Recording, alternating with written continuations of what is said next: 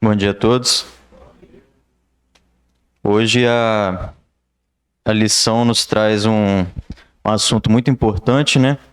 Falando a respeito da presunção, e a gente vai ver que esse sentimento, ele é um sentimento a qual todos nós estamos sujeitos, esse sentimento de presunção. E o foco da lição foi no apóstolo Pedro, que a gente vai tratar um pouco também, obrigado, sobre a presunção na vida de Pedro. E vamos ver também outros exemplos que a palavra de Deus nos mostra a respeito desse sentimento. Antes da gente falar um pouco, entrar na lição, a gente tem que entender o que significa essa palavra, o que significa presunção. E essa palavra ela tem dois significados que são possíveis. O primeiro é em relação a presumir alguma coisa sem ter certeza, sem saber se aquilo é verdade ou não. Por exemplo, eu vejo esse copo aqui com água que o Jorge trouxe. Eu presumo que ele pegou essa água ali do filtro, mas eu não sei se ele pegou da bica lá na rua, da água suja lá e colocou aqui. Mas conhecendo o Jorge e confiando no caráter dele, eu sei que ele pegou uma água geladinha, boa, ali do filtro. Isso é uma presunção, eu estou presumindo alguma coisa que eu não tenho certeza.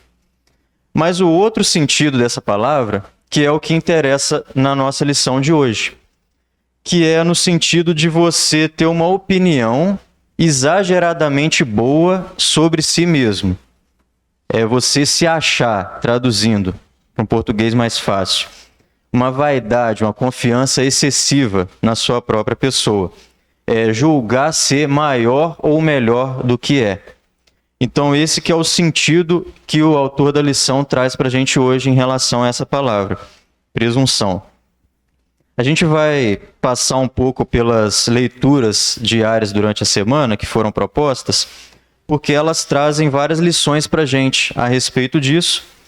E depois, na metade final, a gente trata desse texto da negação de Pedro.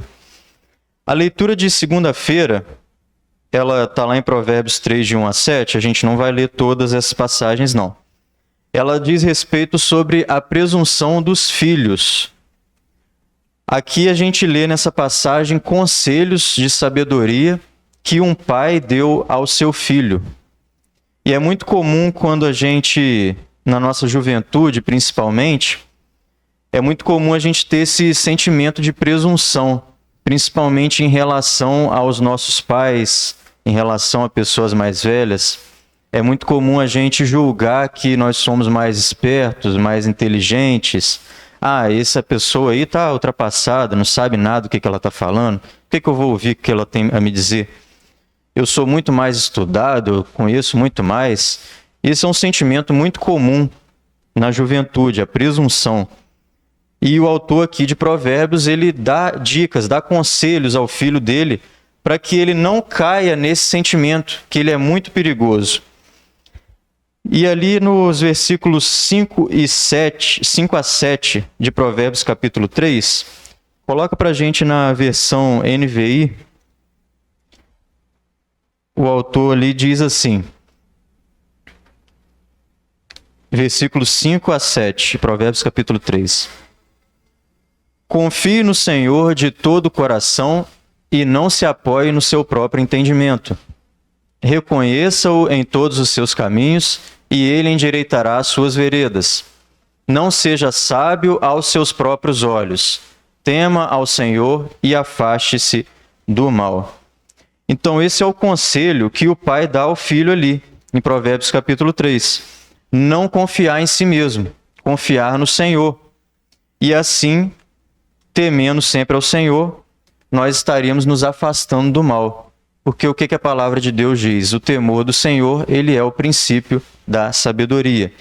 Então a gente não deve buscar o entendimento próprio nem a sabedoria humana, e sim buscar a sabedoria que vem do Senhor.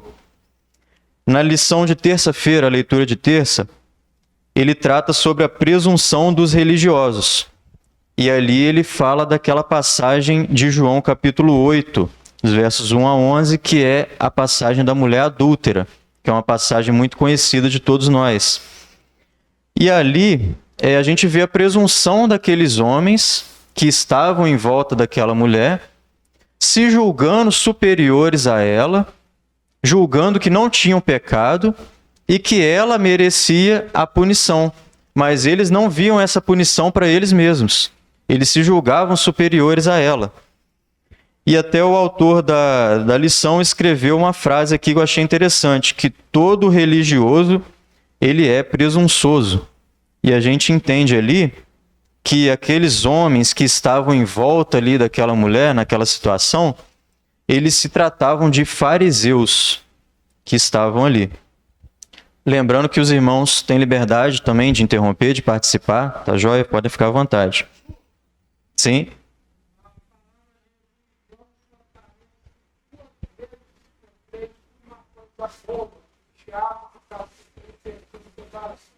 Ora, se alguém puder ser religioso por religiosa, mas não tem respeito com as irmãos e tem tanto de suas orações, essa causa do Pai e do Espírito Santo. Para que Deus seja religião tudo imaculada para o Deus que vai dar os órgãos pelos lucros, as suas órgãos e órgãos que guardar dentro do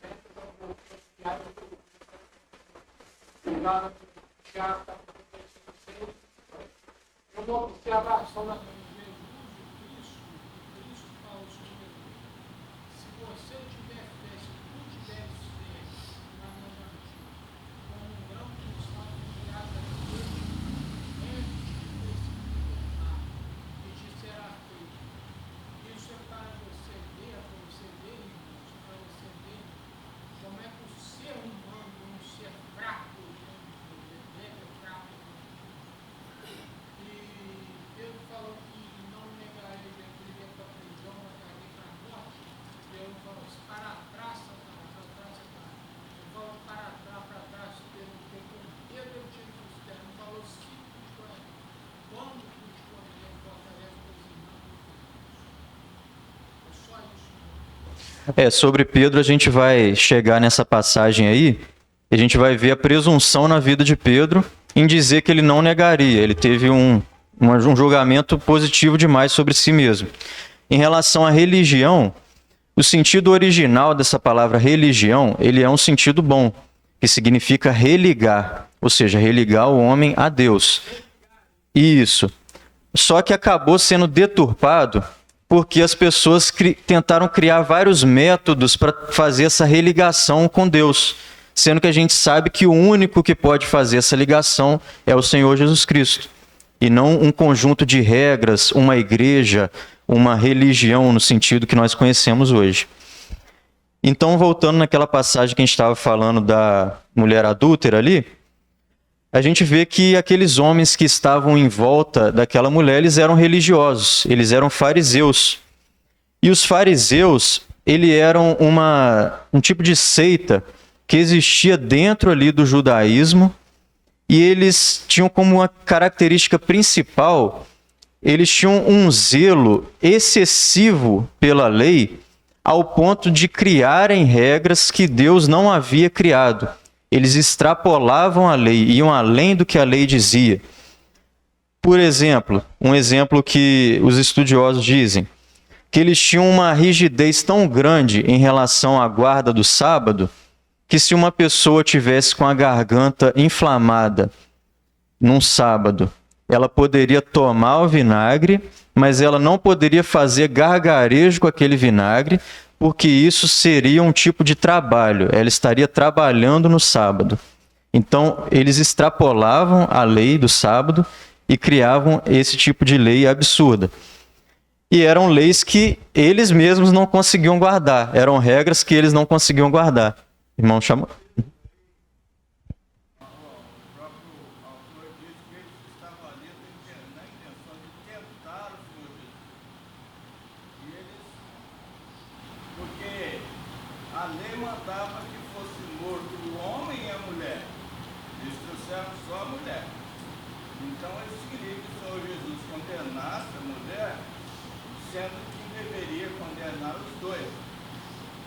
Isso. eles interpretavam a lei, né, de acordo com os próprios interesses deles também. A gente não é registrado, a gente não sabe, mas talvez possa se levar a entender que o homem com o qual aquela mulher estava, talvez poderia ser até mesmo um fariseu. E por isso que ele não estava lá sendo julgado. Aqui é uma conjectura, né? A gente está imaginando, porque o texto não diz. Mas eles interpretavam a lei de acordo com os próprios interesses deles. Então esse que era o principal problema dos fariseus. Eles deturparam o sentido original da lei de Deus. Porque a lei de Deus, a lei do Antigo Testamento, até hoje a gente tem um entendimento um pouco errado a respeito da lei. Alguém já deve ter visto, eu mesmo já vi, algum pregador falar que no Antigo Testamento a salvação era por obediência à lei e que no Novo a salvação é por graça. Isso aí não é verdade. A salvação ela sempre foi pela graça de Deus. No Antigo Testamento, na lei, os pecados eles eram derramados sobre um cordeiro, um inocente. Esse cordeiro morria pelos pecados daquela pessoa que estava ali. E na Nova Aliança, no Novo Testamento, nós temos o Cordeiro de Deus que tira o pecado do mundo, o Senhor Jesus Cristo. Então, a salvação ela sempre foi pela graça e nunca pela obediência. Gálatas capítulo 3, versículo 11, fala a esse respeito. É evidente que pela lei ninguém será justificado diante de Deus, porque o justo viverá da fé. Então, pela lei ninguém foi justificado diante de Deus. Então, esse que era o problema com essa religião que o Senhor Jesus encontrou quando ele esteve aqui na terra, essa religião dos fariseus. Eles mudaram o centro da lei, tiraram o sacrifício e passaram o centro da lei para obediência a regras que eles mesmos criaram. Substituíram o núcleo da lei, o foco da lei. Então, a partir daí, a salvação para eles, ela podia ser merecida por aquele que tivesse um comportamento de acordo com o que eles ensinavam. Vocês lembram daquela parábola do fariseu e do publicano orando lá no templo? Como é que o fariseu orava? Eu não sou como os demais homens, eu faço isso, eu jejuo, dou o dízimo, não sou como aquele publicano. Então olha só o sentimento que aquele homem tinha. Ele se julgava digno de ser salvo.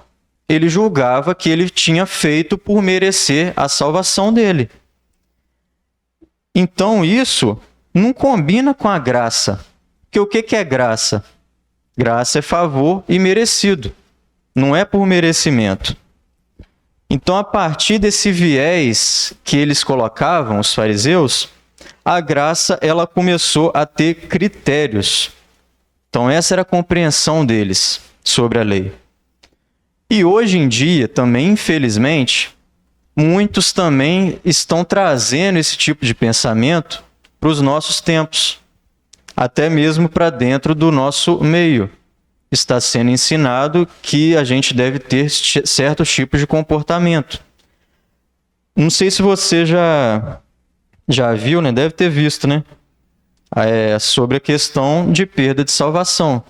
É justamente nesse sentido. Você tem que fazer alguma coisa para você manter a sua salvação. Você tem barba, irmão Ismael? Tem barba, né? Tá errado, meu filho. Como é que pode? Você usa calça comprida, Patrícia?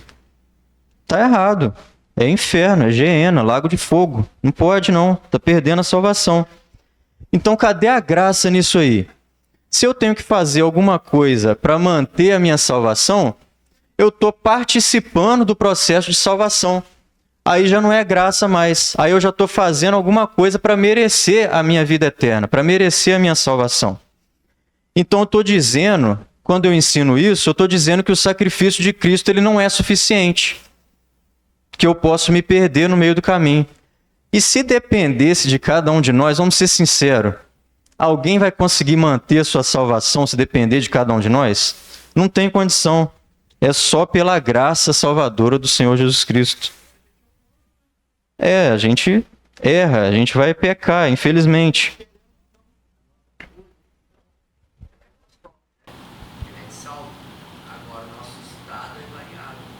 isso. A nossa comunhão com Deus ela pode ser afetada, mas o nosso status de salvo não. Efésios capítulo 2, versículos 8 e 9, é uma passagem muito conhecida, né? Porque pela graça sois salvos por meio da fé, e isso não vem de vós, é dom de Deus.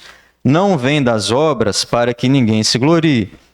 Então, se eu participasse do processo de salvação, eu podia chegar lá no céu e me gloriar. Olha, o Senhor morreu por mim na cruz, me salvou. Ótimo. Mas eu também fiz por merecer. Eu mantive a minha salvação. Eu não sei se vocês já tiveram. Pode falar, Jorge.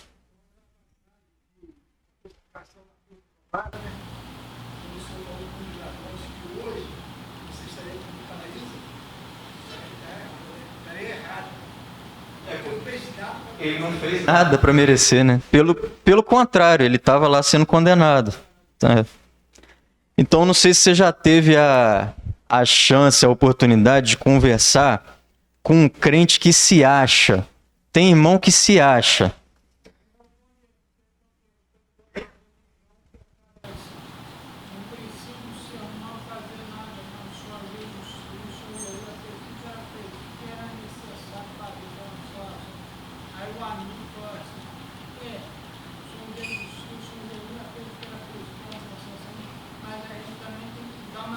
Tem que dar uma ajudinha. Aí já saiu da graça, né? Sim. A pessoa se acha, aí a pessoa que se acha não está sendo humilde, está sendo melhor que o outro. E não é assim. Não é assim. E tem pessoa, como a gente está falando, que tem crente que se acha. Tem crente que ele não vai falar isso diretamente, mas ele vai agir como e ele vai pensar dessa forma. Que se eu não fosse salvo, pelo amor de Deus, né? Olha a minha vida. Eu faço tudo certinho, eu nunca peco, eu nunca erro. Quando o Senhor olhou para mim, ele não teve outra alternativa a não ser me salvar, porque eu sou bom demais. Então, a pessoa que ela nunca peca, nunca falha, nunca erra, essa pessoa ela não precisa de um salvador. Ela mesma se salva, não é verdade? E se a salvação fosse por mérito, seria complicado demais. Então, guarda essa frase. A graça, ela põe fim ao mérito pessoal. A graça põe fim ao mérito pessoal. Porque pela graça sois salvos, como nós lemos. Isso não tem nada a ver com você, com cada um de nós. Isso é um presente que Deus nos deu. E se fosse por obras, a gente podia bater no peito e dizer, eu mereço, mas não é assim.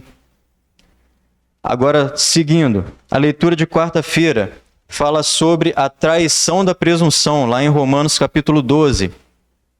E essa é outra passagem bem conhecida também, que ela nos convida a buscar, né, sempre a paz com todas as pessoas. Naquilo que depender de nós, a gente deve buscar a paz com todos. E se abster daquela vontade de vingança, de devolver na mesma moeda. Então isso é uma coisa que ela vai ferir a nossa presunção. Porque muitas vezes a gente evitar a vingança, a gente vai estar se colocando, humanamente falando, numa posição inferior àquela pessoa que nos ofendeu. Então isso fere o nosso orgulho, fere a nossa presunção. Já o Senhor, ele convida a gente a fazer o contrário, que é retribuir o mal com o bem. Romanos capítulo 12, versículo 20. Diz assim, portanto, se o teu inimigo tiver fome, dá-lhe de comer. Se tiver sede, dá-lhe de beber, porque fazendo isso, amontoarás brasas de fogo sobre a sua cabeça. Essa expressão, brasas de fogo na cabeça, ela também aparece lá em Provérbios, capítulo 25, versículo 22, e a gente entende que isso aqui significa que aquela pessoa vai sentir uma vergonha tão grande de você estar tratando ela bem depois dela ter te feito mal, que ela vai ficar com a cabeça quente, literalmente isso. Ela vai ficar ali pensando naquilo, vai ficar com vergonha. Se for uma pessoa que tem um mínimo de senso também, né? Porque se não for, não vai adiantar nada. Na leitura de quinta-feira, a presunção é filha da ignorância de si mesmo. E ali é Jeremias capítulo 17, versículos 9 a 11. Quando diz que enganoso é o coração mais do que todas as coisas, e perverso. Quem o conhecerá? Eu, o Senhor, esquadrinho o coração, eu provo os pensamentos, e isso para dar a cada um segundo os seus caminhos, e segundo o fruto das suas ações. Como a perdiz que ajunta ovos, que não choca, assim é aquele que ajunta riquezas, mas não retamente. No meio de seus dias as deixará, e no seu fim se fará um insensato.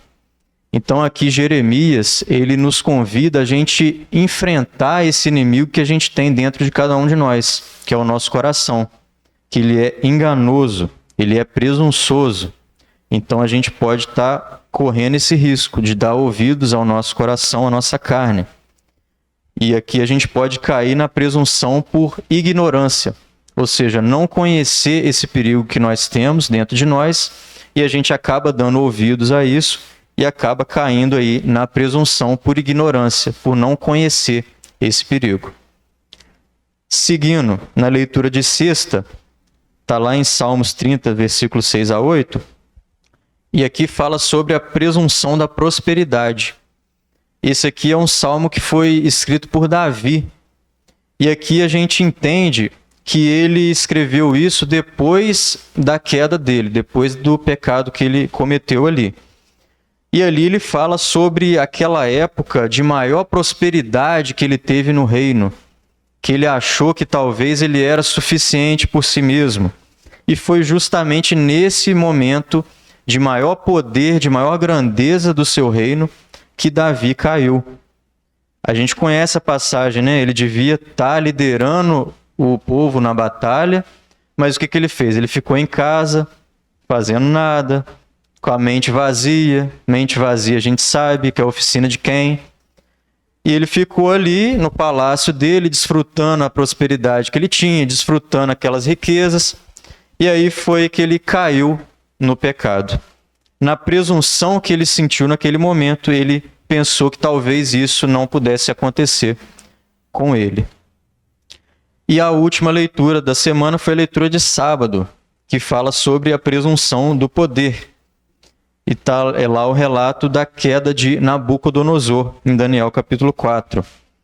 E Nabucodonosor, ele foi o rei mais poderoso da terra no período em que ele viveu.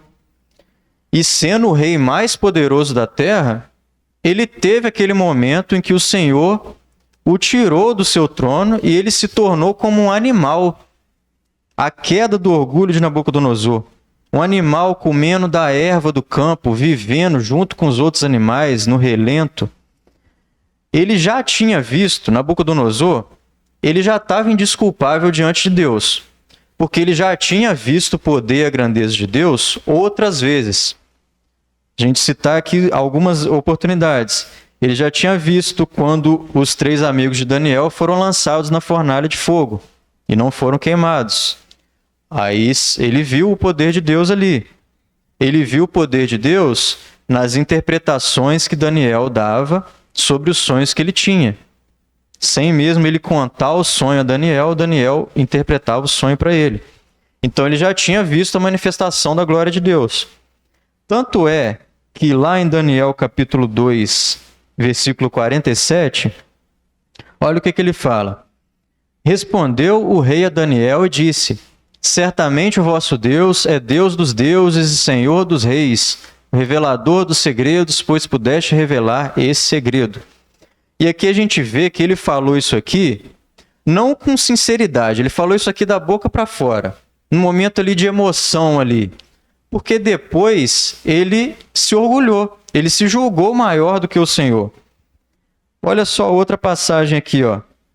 Depois disso aí que ele falou, que o Deus é o Deus dos deuses, o Senhor dos reis, lá no capítulo seguinte, Daniel capítulo 3, versos 28 e 29, o que ele faz no Daniel capítulo 3? Ele constrói uma estátua e manda o pessoal ajoelhar para aquela estátua. Mas ele não tinha acabado de falar que Deus era o Deus dos deuses, o Senhor dos senhores? Olha só como ele falou isso de forma emocional, sem sentir aquilo como verdade. Não precisa colocar, não. Só para a gente adiantar, né? Senão a gente vai gastar muito tempo, né? Coloca para a gente capítulo 4, versículo 27 de Daniel. Tanto é que depois disso tudo, olha só o que Daniel fala com ele. Portanto, ó rei, aceita o meu conselho e desfaz os teus pecados pela justiça e as tuas iniquidades, usando de misericórdia para com os pobres, e talvez se prolongue a tua tranquilidade. Então, Nabucodonosor, ele não seguiu esse conselho. Ele foi avisado do que ia acontecer com ele, que ele ia ser tirado do reinado, que ele ia cair, mas ele não deu ouvidos a esse conselho. Ele foi presunçoso. E então ele foi derrubado do seu lugar de poder, para aí sim, depois de um certo tempo, ele reconhecer verdadeiramente que o Senhor é Deus. E nós vamos ver com o exemplo de Pedro que algumas pessoas elas precisam passar por certas situações para realmente reconhecer o Senhor e abandonar a sua presunção, que é o que aconteceu com Pedro, que a gente vai ver agora, que é o que a lição nos leva a pensar sobre o apóstolo Pedro. E ali a gente teve a oportunidade de ler, o Ismael leu aqui na abertura, alguns momentos ali que antecederam a morte de Cristo, o dia anterior ali da morte de Cristo. E aqui o autor da lição até cita também Judas, né? Faz um paralelo entre Pedro e Judas. Judas, que ele foi citado na lição passada, ele também era presunçoso, só que ele era mais perigoso do que Pedro, porque ele era dissimulado. Agora Pedro não, ele era presunçoso também, mas ele oferecia menos risco, vamos dizer assim. Ele era mais sincero, né? Você olhava para ele e você via o que ele estava sentindo. E Pedro talvez ele seja o apóstolo aqui dos 12 discípulos, talvez ele seja o mais humano, vamos dizer assim, que a gente pode encontrar nas Escrituras. Talvez ali pela proximidade que ele teve com o Senhor Jesus, ele era um dos 3 discípulos mais próximos, então a Bíblia relata muito a respeito de Pedro. Então nós vemos ali as suas qualidades e os seus defeitos. E a gente pode se identificar bastante com ele por conta disso. Citando aqui algumas das características de Pedro, as qualidades dele. Ele estava entre os 3 discípulos mais próximos de Jesus. Essa é uma das qualidades dele. E ele também foi um dos principais líderes da igreja no início da igreja, tendo ali um papel fundamental na divulgação do evangelho. Mas ele teve algumas falhas também, como, por exemplo, que muitas vezes ele falava e agia sem pensar, ele era impulsivo. Ele teve problemas também com relação a como lidar com os gentios que estavam entrando na igreja, se convertendo. Inclusive, ele foi repreendido por Paulo por conta disso. E por muitas vezes ele teve um comportamento presunçoso, como nós lemos aqui algumas passagens hoje. E a respeito dessa presunção dele, nós podemos ler ali naquela primeira passagem que foi lida, em Lucas capítulo 22, versículos 31 a 34, que diz sobre a influência de Satanás na vida de Pedro ali naquele momento. Pode colocar para a gente essa passagem? Que olha só. Disse também o Senhor: Simão, Simão, eis que Satanás vos pediu para vos ir andar como trigo. Então aqui o Senhor já está alertando Pedro a esse respeito. Então a presunção, ela pode ser uma porta aberta na nossa vida para que o diabo possa nos influenciar. A gente foi falado aqui na lição passada, né? Mas não custa a gente repetir que o diabo ou algum demônio ele não pode possuir um cristão verdadeiro, mas ele pode influenciar. Só para a gente deixar essa diferença clara. E Pedro ele já tinha sido repreendido antes dessa passagem aí. Coloca para a gente Marcos capítulo 8, versículo 33, que foi a passagem que o Valdir falou, né? Virando-se e olhando para os seus discípulos, repreendeu a Pedro dizendo: Retira-te diante de mim, Satanás, porque não compreendes as coisas que são de Deus, mas as que são dos homens. Então ali o Senhor, ele já tinha alertado Pedro que ele estava dando ouvidos ali à influência de Satanás. E lá em Lucas 22, um dia antes da morte, o Senhor alerta de novo a Pedro a esse respeito.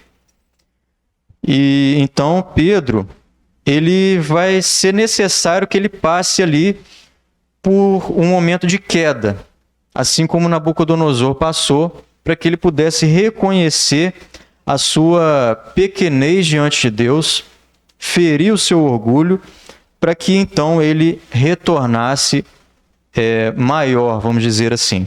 Como Nabucodonosor também teve que cair naquele momento, Pedro ele vai ter que passar por esse processo da negação para que ele possa reconhecer isso. Aí a gente vê também a confiança excessiva dele. Marcos capítulo 14, versículos 26 a 31 que Ismael leu. Ali o Senhor avisa Pedro, né?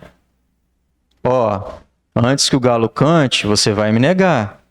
Ele fala, não vou fazer isso não. Só que aqui em Marcos tem uma citação que não aparece em outros evangelhos, né?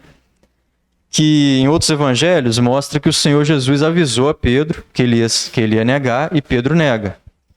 Mas Marcos aqui, ele fala que o Senhor avisou a Pedro 2 vezes e Pedro insistiu em dizer mais uma vez que ele não abandonaria o Senhor, mesmo que todos fizessem.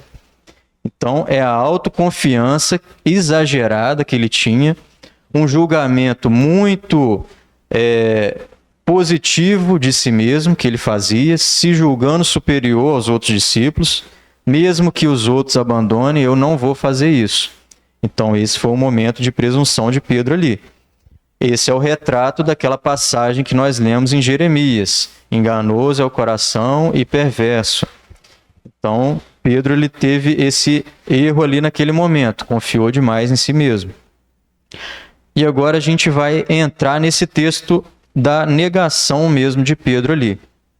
A lição, ela colocou o texto de Marcos, né? Mas eu vou estar pedindo licença aos irmãos para a gente ler essa passagem em Mateus. Porque essa passagem em Mateus, ela dá uma descrição um pouco mais detalhada e ela mostra ali degraus que Pedro vai descendo até ele negar de forma veemente o Senhor. Ele não começa negando de forma direta, ele vai negando aos poucos. Olha só, Mateus 26, versículos 69 a 75. Olha como que ele foi cavando aquele poço ali mais fundo, até que ele chegou lá embaixo. Versículo 69. Pedro estava sentado fora no pátio, e aproximando-se dele uma criada, disse, tu também estavas com Jesus o Galileu. Mas ele negou diante de todos, dizendo, não sei o que dizes. Olha só que interessante. Ele não disse que não conhecia o Senhor Jesus, ou que ele não sabia quem era. O que ele fez aqui? Ele tentou sair fora, ele desconversou, falou, não sei o que você está dizendo não.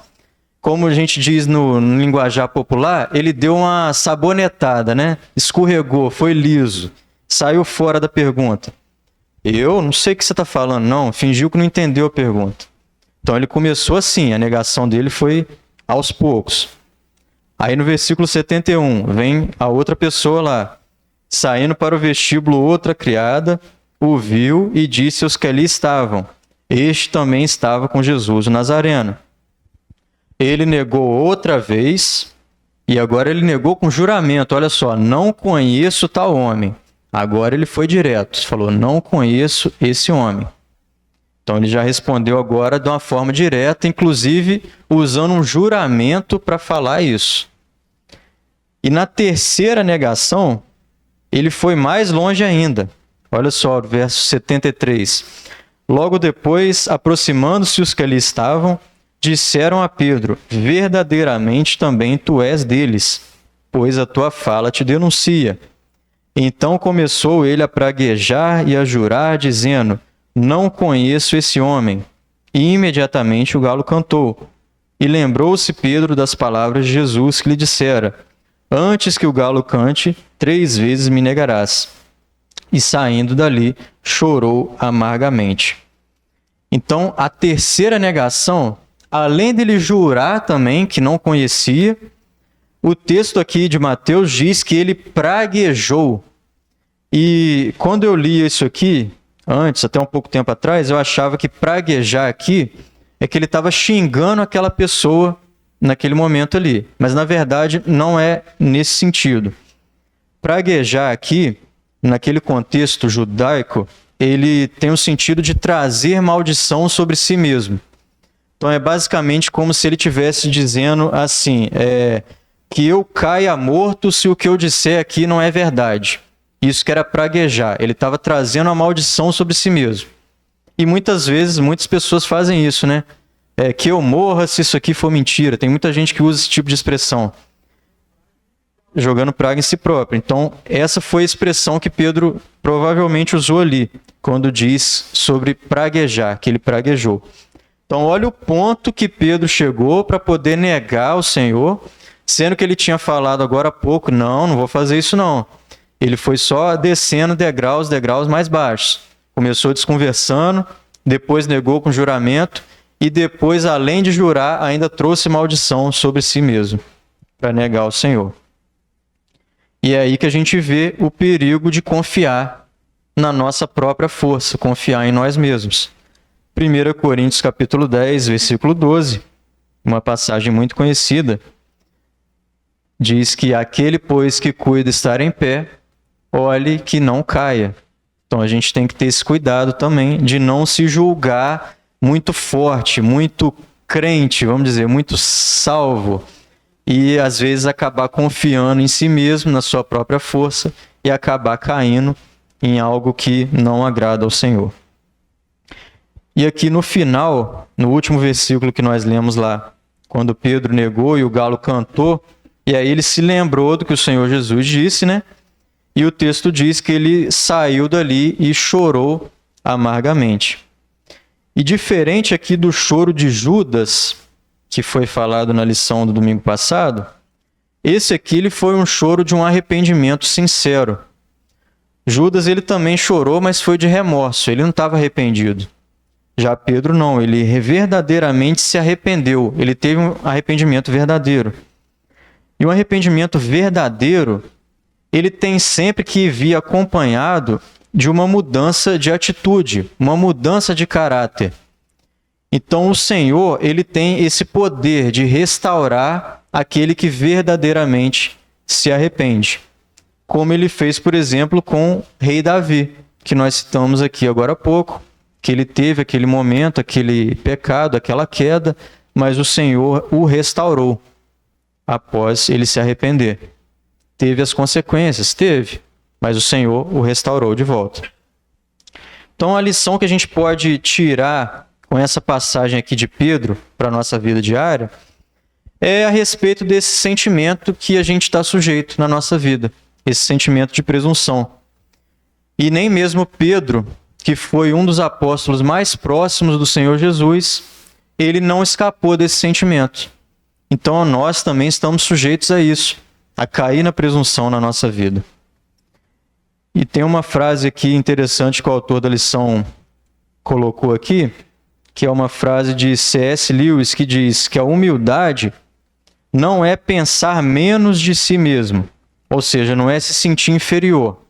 A humildade é pensar menos em si mesmo, ou seja, não é se sentir inferior, é sentir que você deve primeiro, sentir que você é necessário a graça de Deus na sua vida, e você não pode estar confiado na sua própria força. Então é isso que essa frase traz para a gente.